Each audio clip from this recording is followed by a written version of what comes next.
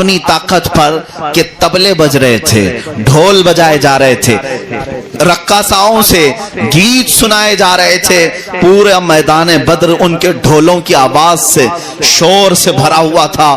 کفار یہ سمجھ رہے تھے کہ کل ہماری فتح ہے۔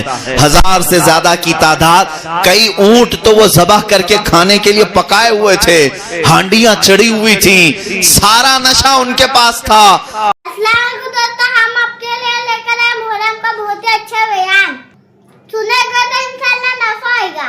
چلتے بیان کی طرف۔ شمر ذی الجوشن اس خبیث مردود نے عمرو بن سعد سے کہا تم سپہ سالار ہو، جنگ کے شروع کرنے کی اجازت دے دو۔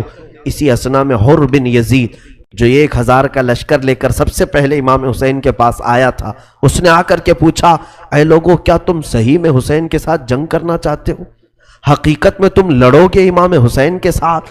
تو سبوں نے کہا ہم آئے اسی لیے ہیں کہ حسین کے ساتھ ہم وہ سلوک کریں گے کہ دنیا یاد رکھے گی۔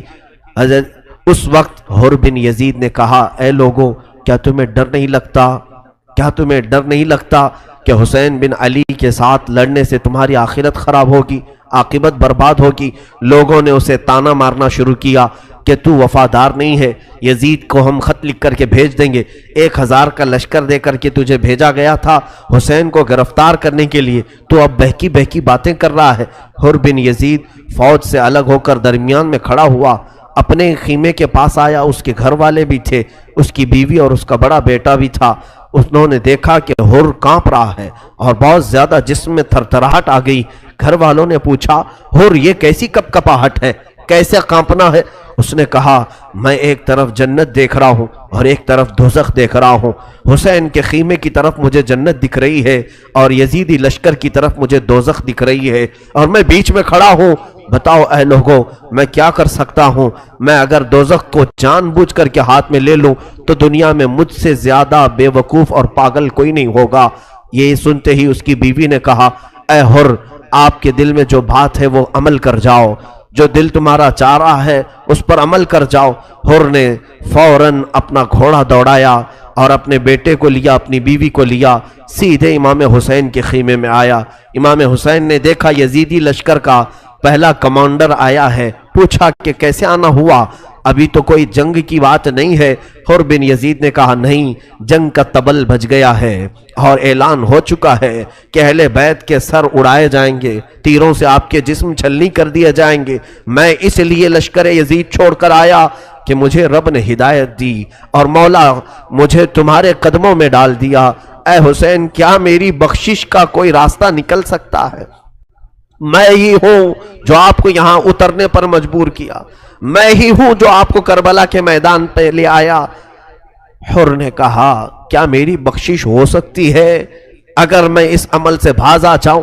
حسین ابن علی نے اس وقت بھی گلے لگایا اور کہا انت حر فی الدنیا و فی الاخرہ، اے حر تو دنیا میں بھی آزاد ہے اور آخرت میں بھی آزاد ہے۔ یہ اہل بیت کی شان ہے۔ اخیر وقت میں وہ آیا، حسین ابن علی نے گلے لگا لیا اور اس کے بعد حر نے کہا اے حسین آپ حکم فرمائیں، میں آپ کی طرف سے سب سے پہلے لڑنے کے لیے جاؤں گا۔ آیا تھا یزید کی طرف سے، اسی کو کہتے ہیں مولا کی ہدایت کاملہ۔ جب رب تبارک و تعالیٰ چاہتا ہے تو کفر کے اڈے سے بھی کسی کو نکال کر دائرہ اسلام میں لے آتا ہے، اور جب کبھی کسی کو گمراہ کرنا چاہے تو کعبہ کے قریب رکھ کر کے بھی کسی کو بے ایمان اور کفر کی موت مار دیتا ہے۔ اللہ کی ہدایت پر اور اسی کی آس میں رہو اور ایمان کا تقاضا کرتے رہو، طلب کرتے رہو۔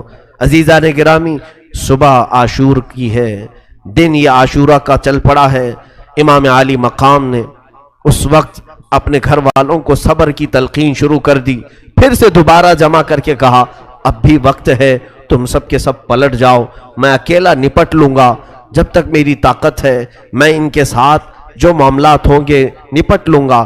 لیکن مجال ہے کسی ایک شہزادے نے بھی کہا ہو ہم واپس چلے جائیں، کسی نے نہیں کہا۔ اس کے بعد عمرو بن سعد ظالم یزید کا سپہ سالار شمر ذی الجوشن کو لے کر اعلان کر دیا کہ تیر تان لیے جائیں۔ سارے لوگوں نے گھٹنے ٹیک دیے اور حکم کی فرمان برداری پر اپنے اپنے تیر سنبھال لیے، اور خیمہ حسین کی طرف ہر ایک کا تیر تھا۔ اور اسی اسنا میں 1000 کا لشکر لے کر عمرو بن سعد گھوڑے دوڑاتا ہوا خیمہ حسین کے پاس آیا۔ جیسے ہی وہ آیا، اب سیدنا امام حسین نے اپنے گھر کے 20 افراد کو لیے اور ان 1000 کا مقابلہ کرنا شروع کیا۔ ہم نے تو بدر کے متعلق سنا ہے 313 تھے اور مقابل میں 1000 تھے، یا حسین کے ساتھ 20 ہیں اور مقابل میں 1000 ہیں۔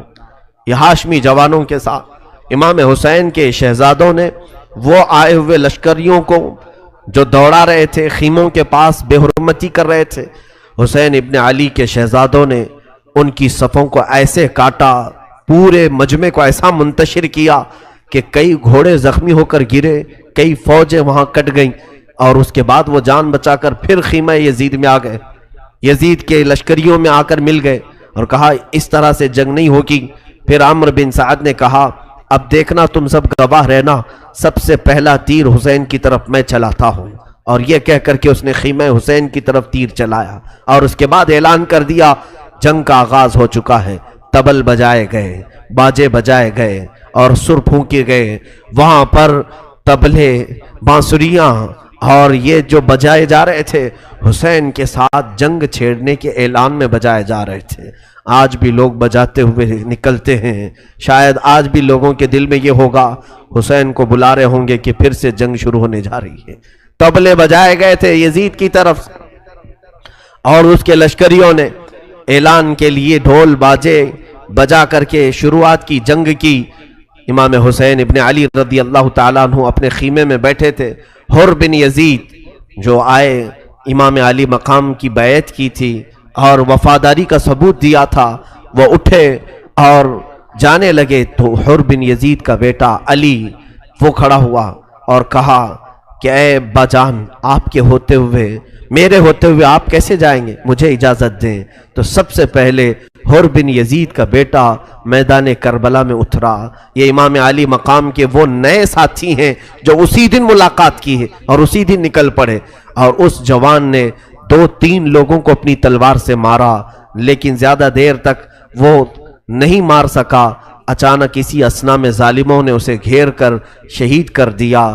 نوجوان بچے کا جیسے ہی انتقال ہوا، حر بن یزید کہتے ہیں کہ میں گھوڑا دوڑا کر میرے بیٹے کی لاش اٹھانے کے لیے نکلا تھا کہ حسین کے نام پر میرا شہزادہ گر گیا ہے، بیٹا میرا انتقال کر گیا ہوگا، اس لیے کہ وہ بار بار چلا رہا تھا ادرکنی یا ابتا، اے میرے ابا آ جاؤ، مجھے پکڑ لو، مجھے اٹھا لو، اور اس کی روح قبض ہو چکی تھی حر بن یزید کے بیٹے کی۔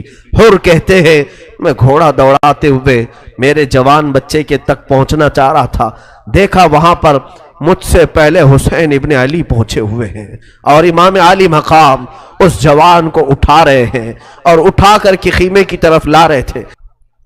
حر بن یزید نے کہا آقا یہ غلام زادہ ہے، آپ اٹھا رہے ہیں۔ حسین ابن علی نے کہا کہ اے حر، تجھے معلوم نہیں دنیا کا دستور ہے کہ جوان بیٹوں کو باپ نہیں اٹھا پاتا، تو میں اٹھاؤں گا جب تک رہوں گا۔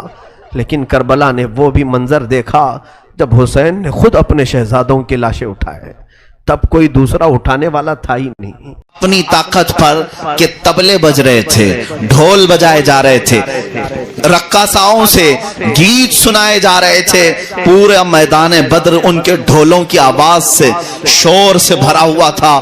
کفار یہ سمجھ رہے تھے کہ کل ہماری فتح ہے۔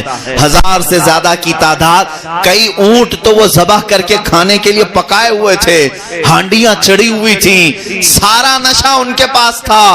اور رسول پاک صلی اللہ علیہ وسلم کے ساتھ جو صحابہ آئے، ان میں سے صحابہ کی حالت ایسی ہے، ایک کھجور کسی کے پاس ہے تو 4 لوگ ایک کھجور کو چوس کر اپنا پیٹ بھر رہے ہیں۔ اس کے باوجود توکل اور یقین کی طاقت یہ ہے، میرے مصطفیٰ نے صرف لکڑی کا اشارہ کر کے بتایا کہ گھبرانا نہیں، یہاں فلاں سردار قریش گر کے مرے گا، یہاں ابو جہل گر کے مرے گا۔ میرے آقا کی صرف بشارتیں تھی، حضور نے صرف فرما دیا تھا اور صحابہ کا یقین ایسا تھا۔ فرماتے ہیں بدر کی رات ہم اتنے آرام سے سوئے جتنا مدینے میں کبھی راتوں میں ہم سویا نہیں کرتے تھے۔ جنگ کے میدان میں سامنے لشکر جرار اپنی فتح کے طبلے بجا رہا ہے، طاقت کے نشے میں دھن ہے، لیکن صحابہ کا یقین یہ بتا رہا ہے اللہ کی مدد ہمارے ساتھ آنے والی ہے، فتح و نصرت رسول پاک کے دیوانوں کو ملنے والی ہے۔ اب میں ذرا بات یہ بتانا چاہتا ہوں اے میرے مسلمان بھائیوں، تاریخ نے کیا بتایا؟ تاریخ نے کیا بتایا؟ بدر کا میدان بھی ہوا، ان نہتے صحابہ کے لیے اللہ نے 5000 فرشتوں کو اتارا، میدان بدر میں اتارا، فتح مبین سے ہمکنار ہوئے۔ مجھے بتاؤ وہ تاریخ کے جھروکوں میں کہاں کھو گئے جو سرداران قریش تھے، بڑے بڑے پہلوان تھے، ان کے پاس طاقت، تخت، نشہ، دولت سب کچھ تھا، سب کھو گئے۔ تاریخ کے دھاروں میں ان کو تلاش کرو گے تو نشان تک نہ ملیں گے، لیکن میرے آقا کے ان دیوانوں کے تذکرے آج بھی ہمارے مجموع میں ملتے ہیں۔ بدر کے شہداء آج بھی ہمارے درمیان زندہ ہیں۔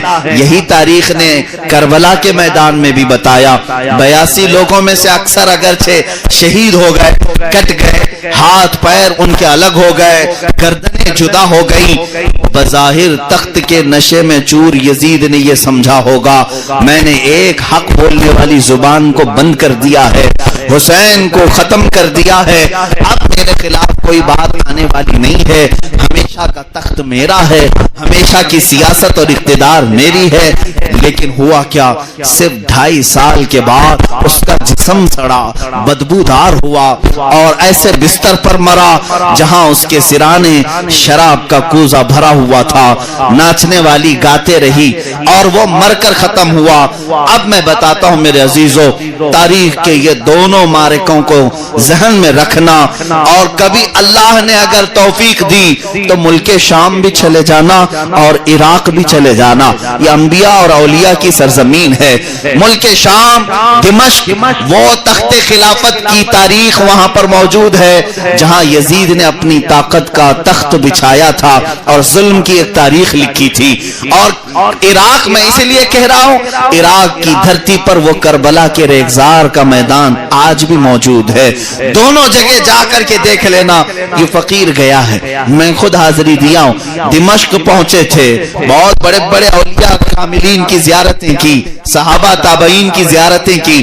کسی صاحب نے ہمیں یہ یہیں پر ہوا کرتا تھا، ہم نے پوچھا کہ آخر وہ دفن کہاں ہوا، اس کے چاہنے والے بھی تو ہوں گے۔ لوگوں نے بتایا مزبلہ ایک جگہ ہے دمشق میں، ہم نے پوچھا وہ جگہ کہاں ہے، لوگوں نے بتایا دمشق کا سارا کوڑا کرکٹ جہاں پھینکا جاتا ہے، کہا جاتا ہے کہ وہاں اس کی قبر ہے جہاں کتے بھی پیشاب کرتے ہیں، غلاظت بھی وہیں جا کر کے دفن ہوتی ہے، ساری غلاظتیں ناک پکڑ کر کے بھی کوئی کھڑا نہ ہو سکے، ایسی جگہ لوگوں نے بتایا کہ یہاں یزید ختم ہو چکا، یہاں اسے دفن کیا گیا تھا۔ ہم زیارت کی غرض سے نہیں گئے، عبرت کو دیکھنا تھا۔ عزیزان گرامی، پھر ہم نے تاریخ کے جھروکوں کو پلٹا، عراق کی سرزمین پر بھی آئے، کربلا بھی ہم گئے اور پوچھا وہ میدان کہاں ہے جہاں آل رسول کا خون بہایا گیا تھا، جہاں ان کے جسموں کے اوپر گھوڑے دوڑائے گئے تھے، ان کے ٹکڑوں کو تبدیل کر دیا گیا تھا۔ لیکن دیکھا میرے عزیزو، پورے کربلا میں وہ کوئی میدان نظر نہیں آتا ہے، کوئی میدان نہیں، بلکہ اسی میدان میں عالی شان رعب و دبدبہ قائم کیے ہوئے روضہ حسین نظر آتا ہے، اور اس روضہ حسین پر سنہری بلکہ سونے میں قلعی کیا ہوا وہ چمکتا ہوا گنبد جو ہزاروں کی آنکھوں کو خیرہ کرتا ہے، اور اس پر سرخ پرچم لہراتا ہوا آج بھی دنیا کو یہ بتا رہا ہے یزید 2.5 سال سے زیادہ تخت سنبھال نہ سکا، 14 صدیاں گزر گئی، اب تک جھنڈا حسین کا ہی لہرا رہا ہے۔ سبحان اللہ، سبحان اللہ۔ اس سے پتہ یہ چلتا ہے آج کی تاریخ میں بھی میں بڑی ذمہ داری کے ساتھ کہوں گا، یزید کی طرح ظلم کے ساتھ تخت اگر سجایا گیا، چاہے وہ دمشق میں ہو، چاہے وہ دلی میں ہو، چاہے لکھنؤ میں ہو، ختم تو ہونا ہی ہے، کیا بات، ختم تو ہونا ہی ہے، اس لیے کہ حسین کو آنا ہی ہے۔ کیا بات ہے، کیا بات ہے، کیا بات ہے، سبحان اللہ، سبحان یا علی، یا علی، سبحان، زندہ آباد، زندہ آباد، زندہ آباد، زندہ آباد۔ آپ اس بات کو یقین کے ساتھ لے کر چلیں، ظلم کی داستان زیادہ دن تک نہیں چلتی، تخت جو ظلم کے ساتھ قائم کیا جاتا ہے یہ اگرچہ آج سوچ رہے ہوں گے کہ کچھ داڑھی والوں کی داڑھی کاٹ کر کے اسلام کو ختم کر دیں، کچھ ٹوپیاں اڑا کر کے سمجھ لیں کہ ہم مسلمانوں کا خاتمہ کر دیں، اور وہ گوفے میں بیٹھا ہوا پاکھنڈی جو یہ کہتا تھا کہ میں اسلام کا خاتمہ کرنے کے لیے نکلا ہوں، وہ اپنی زبان کی کھجلی نہیں مٹا سکا اور اسلام کے خاتمے کی بات کر رہا ہے۔ ان قریب اس کا بھی حشر اللہ ہمیں آنکھوں سے دکھائے گا، انشاءاللہ دیکھو انتظار کرو۔ قرآن کہتا ہے سَيَعْلَمُ الَّذِينَ ظَلَمُوا أَيَّ مُنْقَلَبٍ يَنْقَلِبُونَ، یہ میرے رب کا وعدہ ہے۔ مولا فرماتا ہے ان قریب ظالم یہ دیکھیں گے کہ کون سی پلٹی میں اللہ نے ان کو پلٹایا ہے، کون سی کھائی میں اللہ نے انہیں گرایا ہے۔ انہوں نے جو گرہ باندھے تھے مولا تعالیٰ انہی گروں میں انہیں گرفتار کرے گا۔ انہوں نے جو گستاخی کا ایک نیا ٹرین شروع کیا تھا، دیکھنا اب ان کی کوئی عزت باقی نہیں رہے گی۔ ہاں یہ سمجھتے تھے کہ میرے نبی کونین صلی اللہ تعالیٰ علیہ وسلم پر انگلی اٹھا کر اپنی قوم کے ہیرو بن جائیں گے۔ دیکھ لینا تمہاری لاشوں کو کتے بھی نوچیں ہیں اور تمہاری خود قوم تمہیں ننگا کر کے مارے گی، اس لیے کہ تم حضور اکرم صلی اللہ تعالیٰ علیہ وسلم کی ذات پر جو حملے کر رہے ہو، تمہارا کیا مقابلہ تھا؟ میرے نبی کونین کی زندگی سے تمہارا کیا مقابلہ تھا؟ لڑنا تھا تو ہم جیسوں سے لڑ لیتے، یا ہزاروں مسلمان ہیں لڑ لیتے۔ ارے اتنی ماب لنچنگ ہو رہی ہے، ہم دیکھ رہے ہیں، ہم میں سے کون اٹھتا ہے؟ ہم کہاں دفاع کے لیے آ رہے ہیں؟ میں ان سے کہتا ہوں یہ چند داڑیاں اگر تم کاٹ لو، چند ٹوپیاں اگر تم اڑا لو تو کیا سمجھتے ہو کہ اسلام کا خاتمہ ہوگا؟ ظالموں، اسلام کسی محلے اور کسی گلی سے نکلے ہوئے دین کا نام نہیں ہے۔ اسلام اس درخت کا نام ہے جس کی جڑیں تحت الثری میں ہیں، جس کی شاخیں اوج ثریا پر ہیں۔ کیا بات ہے، کیا بات، بے شک سبحان اللہ۔ تم اس درخت کو ہلانے کی بات کرتے ہو، اس کے پتے بھی نہیں توڑ سکو گے، اس کے پتے بھی نہیں توڑ سکو گے۔ تم پوری طاقت جمع کر لو، سارے پاکھنڈی جمع ہو جاؤ اور اسلام کے خاتمے کے لیے آؤ۔ چیلنج ہے کہ کوشش کر کے دیکھ لو۔ تم سے بڑے بڑے اور سڑے سڑے سبوں نے کوشش کر لیا اور ان کا خاتمہ ہوا۔